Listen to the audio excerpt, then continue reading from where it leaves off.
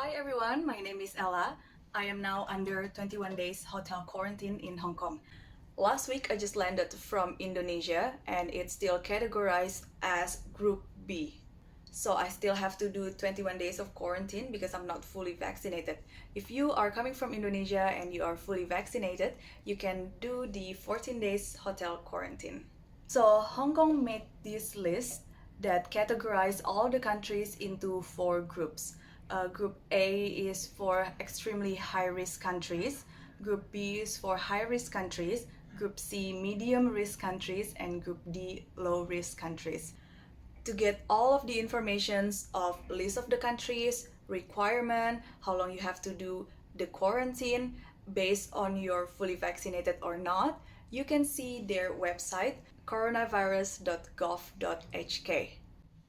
I suggest you to keep on checking that list from the website from time to time, especially before your departure to Hong Kong, because that list can change. So for example, your country was in the extremely high risk countries and then it become in Group B, which is the high risk countries, or the other way around. Just in case you need to make some adjustments or changes for your hotel bookings. So once you know which group that your country is in and how long you have to do the quarantine, I recommend you to book the hotel right away. Hong Kong government make this list of hotels that are designated especially for quarantine. So these hotels can't accept any normal bookings like staycation. The list of the hotels varies from budget-friendly hotels to the premium ones like Mandarin Oriental. Very stressful for some people because they booked the hotel very last minute and ended up they're struggling to find any rooms to book. Maybe there are some rooms available, but they are up here on the price point like Mandarin Oriental or CM Plus service apartments. So I can't stress you enough to please book your hotels at least a month in advance. I'm not even joking because especially during the summer period right now, a lot of people are coming back to Hong Kong and they all need some rooms to book. So now I'm in Penta Hotel with connecting rooms. I'm traveling with my friends back to Hong Kong. I'm so happy with my choice. Such a great hotel, decent food, and I'm gonna review it some more next on the video. There are 3 documents that you need to prepare before your departure to Hong Kong. Number 1 is your negative results of your PCR test from the lab. Please make sure it's all written in English, or at least have a clear translation. There are some mistakes in this lab result. Number 1 is my name spelling. Please make sure your name spelling is the exact same like your passport. Number 2, there are still some Bahasa Indonesia in it with no translation, like the date and time of the specimen collection. Number 3, there's no clear name of the doctor. After going back and forth to the hospital and talk to the staff, finally I get the right letter. My name is all correct and everything is in English. So make sure you double check everything before you leave the hospital. Number 2 is the printout of your confirmed hotel bookings. And number 3, this is very important, is the letter from the hospital stating that your result is negative and that hospital is recognized by the government to conduct the PCR COVID test. The hospital that I went to has a different format, so I have to request this type of letter to them. Unfortunately, I have to pay extra. But that's okay.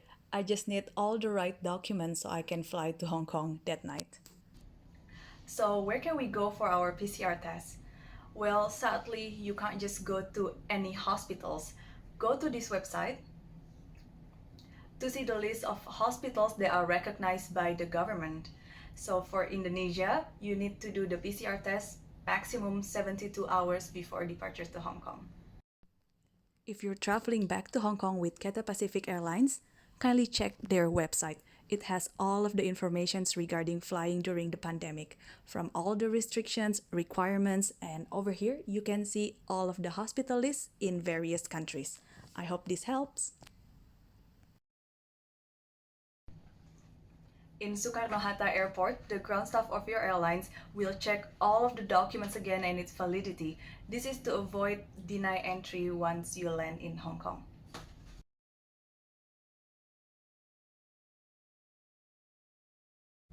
Once again, I emphasize so much on this completion of all of the documents. This is really important. Why do I keep on repeating this? Oh my god, Ella, stop talking about full name written in English. Like, I swear to you, it is so scary because I know some people got cases denied boarding when they are in the airport. They got their PCR results, they have their hotel bookings, but how come they got denied boarding? So as I know, the name on the documents are different from the passport. For example, my name is Laila Komaria, and maybe on the paper it says Komaria Laila. Or when you have such a long name, for example, Ananda Salini Masita Apsari, and on the paper it only says Ananda Salini Masita A for the Apsari. So they shorten it. You can't do that. Ask the hospital to print that out again with your actual full name. The next one, people assume that, oh, going to Hong Kong, you only need negative results of PCR tests. So I just stop by in nearby my house, they can do the PCR test. Like, no. Some people are not aware that you need to go to the specific lab, healthcare, or hospitals to do this PCR. This is where a lot of people make mistakes, and that's why the airlines or Hong Kong couldn't accept that PCR test. And then again, I know some cases why they got denied boarding is that on the documents they still have some Indonesian language or your local language. It's not acceptable because people in Hong Kong, they couldn't understand what is this term. This is minor, but also a little bit important on the terms that they use in the lab result. For example, it has to say specimen collection date and time or sample collection. These are like little things, but they need to have these terms on the paper. So people in Hong Kong, the officer in Hong Kong can see very clearly when did you do your PCR test. So hopefully this video can prevent you to make the mistakes that other people make, so you have a smooth travel to Hong Kong. Rather be super specific beforehand than to regret that something is missing or is not complete, that you can't fly to Hong Kong. Then it's gonna be so much fun to change all of the hotel bookings and a lot of stuff. So prepare. I apologize, I don't have a lot of footage for all the process in both Jakarta and Hong Kong airport. I had so many carry-ons with me, and I feel like we need to focus on keeping all the documents and identification ready for checking in both Jakarta and Hong Kong airports. But I will try to elaborate and share with you guys what are the process that we had to go through from Jakarta airport to Hong Kong airport.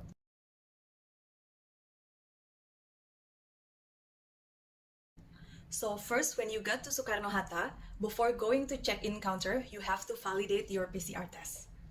There are designated booths nearby the check-in counter where the officer can validate your PCR test results, and it looked like this.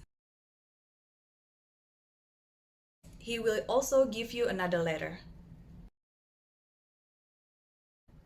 After your result get validated, take all the paper with you and go to check-in counter.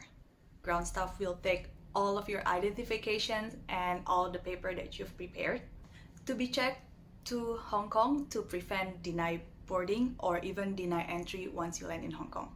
So while the ground staff double checks our documents validity, we are asked to fill in this online Hong Kong Health Declaration form. At the check-in counter, there is a link and a barcode for you to access this page. It is pretty straightforward, and don't forget to fill out everything. And then you will be given this barcode. Screenshot it because they will ask for it when you land in Hong Kong. After verifying everything, the ground staff will give back our documents and passport back to us, and also the boarding pass. Yay, we're clear for boarding. The process after that's pretty straightforward. Like, you go to immigration, you go through security, and then you can proceed to the gate. The flying experience definitely different than the usual. I think in my flight there were only 80 passengers and the seating arrangements pretty spread out because the government needs to have the record on where is your exact seat number. So it's better to stay on your original seat. And then you land in Hong Kong, finally. Prepare for a long walk to complete all of the process in Hong Kong airports. Although it's so efficient, straightforward, and very well coordinated. Typical Hong Kong, I'm so impressed. So first, they will check your temperature, check the documents again. You will be given this wristband. You have to download the Stay Home Safe app. Also, you need to have this active Hong Kong number so that the officer from health department can reach you. And then after that, you will have the swab test. After the test, you will go to this designated waiting area. Over there, you will be offered some water, some sandwich, some snacks, and even blanket. Another tip, it's better for you to bring your food because even I felt so hungry and thankfully I brought some food with me. The waiting time for the results took around 2 hours. It's not so bad like last year. It took me 11 hours last year. One officer from the health department will walk around and give the quarantine order form one by one to the passenger. Keep that form and then you're clear to go to take your luggage, clear immigration, custom, and then go to another hall that will take you to the shuttle bus area. Yes, Hong Kong government provide this shuttle bus so that you don't go to the hotel by yourself via taxi or by bus. Because our hotel is pretty far, so they drop us off the last. They stop by to other hotels around Kowloon area. My flight lands at around 5:30 early in the morning, and then we finish all the process somewhat around 11, and it took us around 1 hour to get to the hotel. So now let's talk about this electronic tagging wristband that's given to you once you land in Hong Kong. So it's connected to this app that you have to download. It's called Stay Home Safe app. So once you arrive in your hotel room, you have to activate it right away. Open the Stay Home Safe app, scan it, and then it will ask you to walk around your hotel room within 60 seconds in order for them to see how big is your room, and if you are out of the room, they can detect it right away. So my phone buzzed sometimes because the apps wants me to scan the barcode of this electronic tagging wristband, and that's pretty much it. They just want to make sure you are still in the room.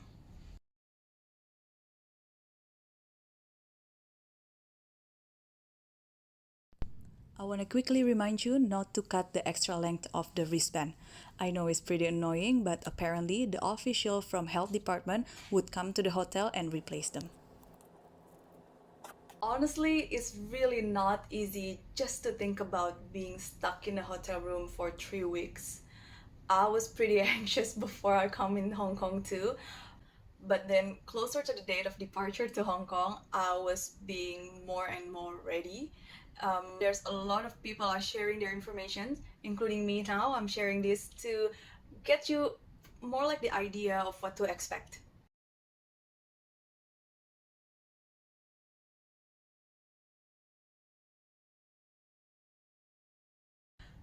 Number one is having the right mindset that I already done my long unpaid leave back home in Indonesia.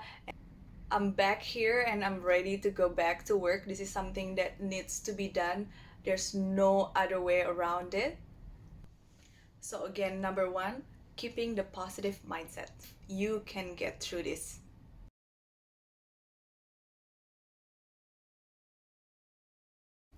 Number two, get as much information as you can from your friends that's been quarantined in the hotel before. If you're coming from the same country, you can ask them the details about the documents that you need, or maybe the hospitals to take the PCR test from, and then the hotel that they are staying in, the review of it, how's the food, how's the room, how's the service, and everything. Number two, the amazing Facebook group HK Quarantine Support Group. I'm super thankful for everyone who took their time to write the review, write all of their experience coming into Hong Kong and their quarantine experience as well. Number 3, YouTube channel. I saw some people posted their YouTube videos about the whole experience and it's pretty detailed. So knowing all of this beforehand give you the idea of what to expect, what do you need, what can you bring, what should you bring, what should you buy for you to survive your quarantine period in the hotel. And that's very helpful. And so that's the end of my video, guys. Hopefully my video can help you even just a little bit to give you a little bit more information for you to be more prepared for this hopefully once in a lifetime experience. I'm not looking forward to do any of this again. Good luck for everyone who's coming into Hong Kong and about to do this quarantine, and I'll see you soon. Mwah. Thank you so much for watching. I hope this is helpful. Good luck again for everyone who's coming to Hong Kong and have to face this long quarantine. If you have any questions, kindly write it on the comment section. I'm not an expert, but I will definitely try to answer them. I made a separate video about my hotel quarantine experience. Go check that out if you want to see more. Goodbye!